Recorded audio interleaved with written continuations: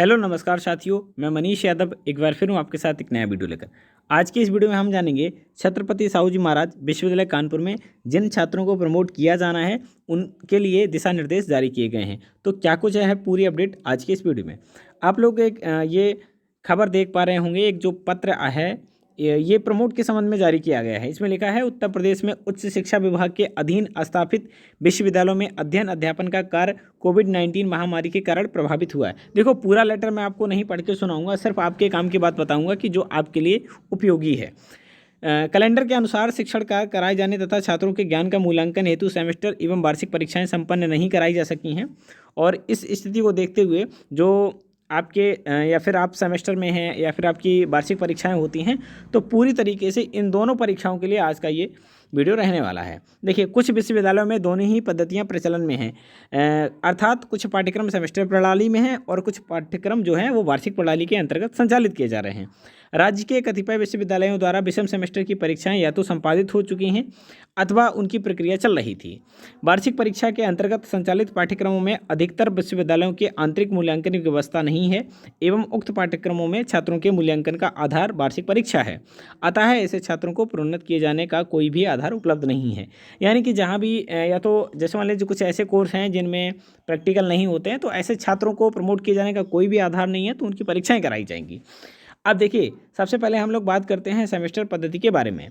ऐसे विश्वविद्यालय जहां स्नातक एवं स्नातकोत्तर पाठ्यक्रमों के प्रथम सेमेस्टर की परीक्षाएं हो चुकी हैं, आप लोग ध्यान से सुनिएगा तो आपको पूरी जानकारी समझ में आएगी। यदि फिर भी आपको यदि कहीं भ्रम की स्थिति रहती है तो आप अपना कमेंट कर सकते हैं।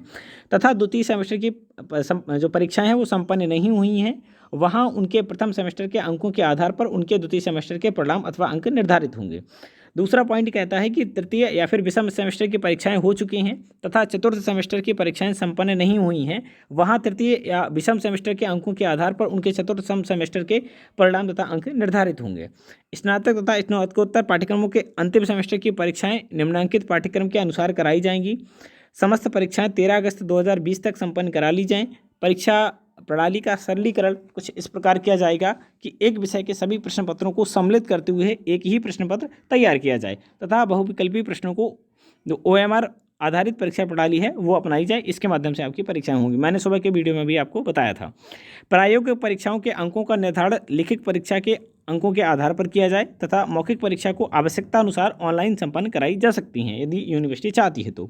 दिनांक 31/8/2021 तक सभी परीक्षाओं के जो है परिणाम घोषित किए जाएंगे। अब हम लोग बात करते हैं वार्षिक परीक्षा के बारे में।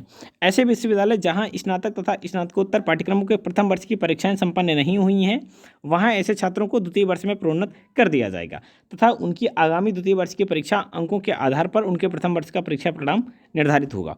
अब देखो, बात सबसे इंपॉर्टेंट है द्वितीय वर्ष के छात्रों के लिए। द्वितीय वर्ष के छात्रों के 2 पॉइंट हैं।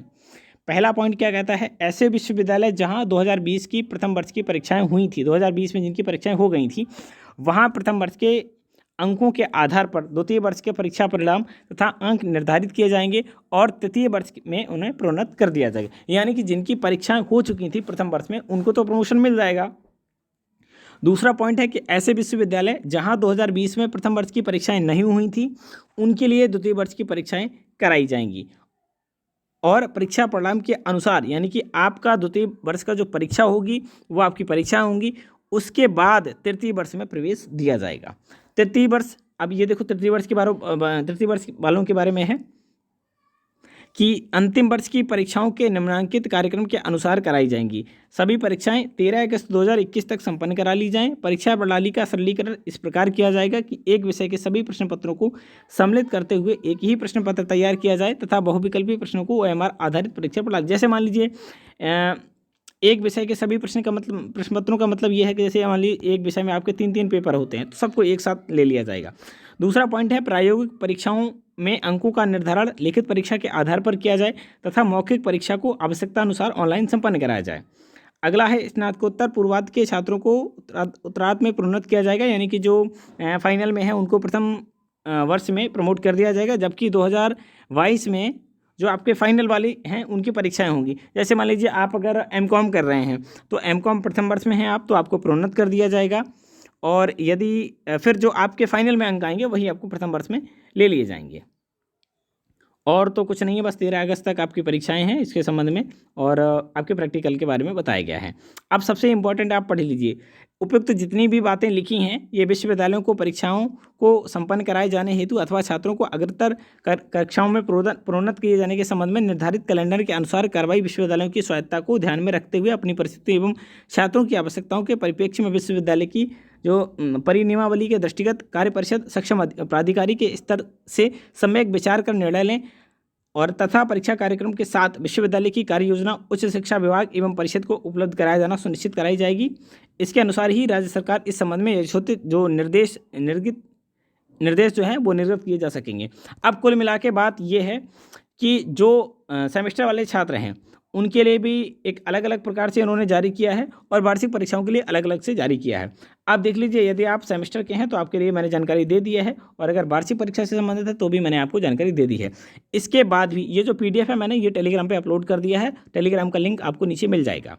और इसके बाद भी यदि आपका कोई छोटा सा भी डाउट रहता है तो आप यहाँ कमेंट बॉक्स में लिख दीजिएगा। फिलहाल अगर आपको जानकारी अच्छी लगी है तो वीडियो को लाइक कीजिएगा, और अगर चैनल को सब्सक्राइब नहीं किया है तो चैनल को सब्सक्राइब करने के साथ साथ बेल आइकन को प्रेस जरूर कर लीजिए ताकि हर अपडेट आपको सबसे पहले मिल सके। Thanks for watching. जय हिंद।